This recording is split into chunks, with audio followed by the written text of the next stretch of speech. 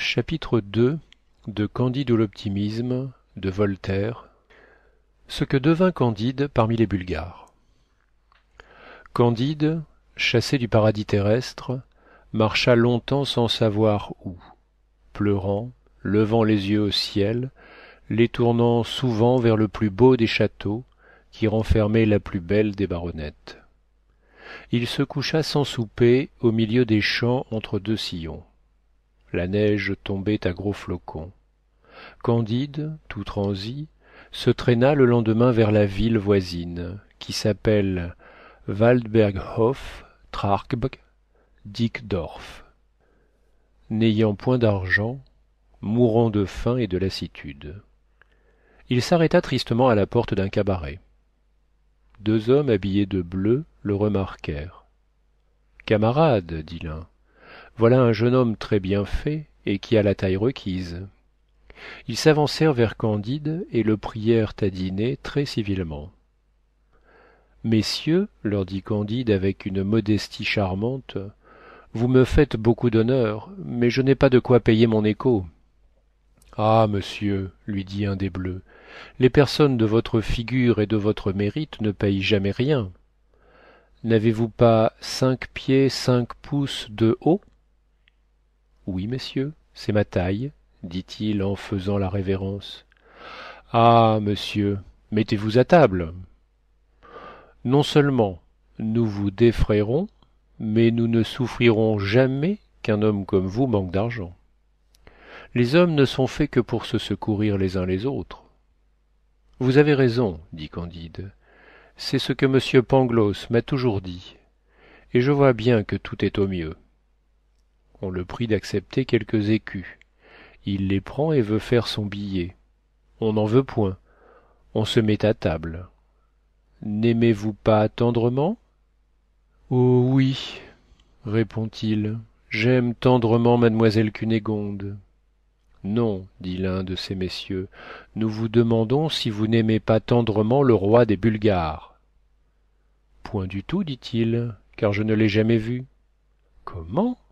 C'est le plus charmant des rois, et il faut boire à sa santé. Oh, très volontiers, messieurs. Et il boit. C'en est assez, lui dit-on. Vous voilà l'appui, le soutien, le défenseur, le héros des Bulgares. Votre fortune est faite, et votre gloire est assurée. On lui met sur le champ les fers aux pieds, et on le mène au régiment. On le fait tourner à droite, à gauche, hausser la baguette, remettre la baguette, coucher en joue, tirer, doubler le pas, et on lui donne 30 coups de bâton. Le lendemain, il fait l'exercice un peu moins mal, et il ne reçoit que 20 coups. Le surlendemain, on ne lui en donne que 10, et il est regardé par ses camarades comme un prodige. Candide, tout stupéfait, ne démêlait pas encore trop bien comment il était un héros. Il s'avisa un beau jour de printemps de s'aller promener, marchant tout droit devant lui, croyant que c'était un privilège de l'espèce humaine, comme de l'espèce animale, de se servir de ses jambes à son plaisir. Il n'eut pas fait 2 lieues que voilà 4 autres héros de 6 pieds qui l'atteignent, qui le lient, qui le mènent dans un cachot.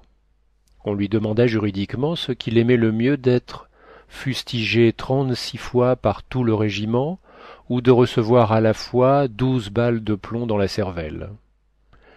Il eut beau dire que les volontés sont libres et qu'il ne voulait ni l'un ni l'autre, il fallut faire un choix.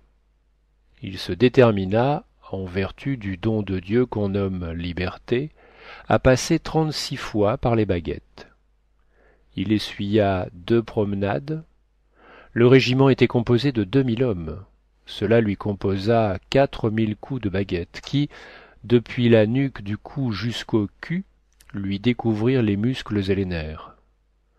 Comme on allait procéder à la 3e course, Candide, n'en pouvant plus, demanda en grâce qu'on voulût bien avoir la bonté de lui casser la tête. Il obtint cette faveur. On lui bande les yeux, on le fait mettre à genoux. Le roi des Bulgares passe dans ce moment.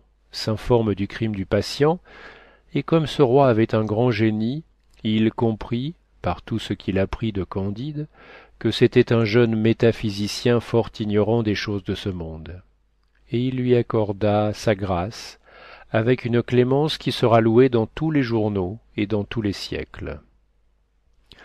Un brave chirurgien guérit Candide en 3 semaines avec les émollients enseignés par Dioscoride. Il avait déjà un peu de peau et pouvait marcher, quand le roi des Bulgares livra bataille au roi des Abares. Fin du second chapitre.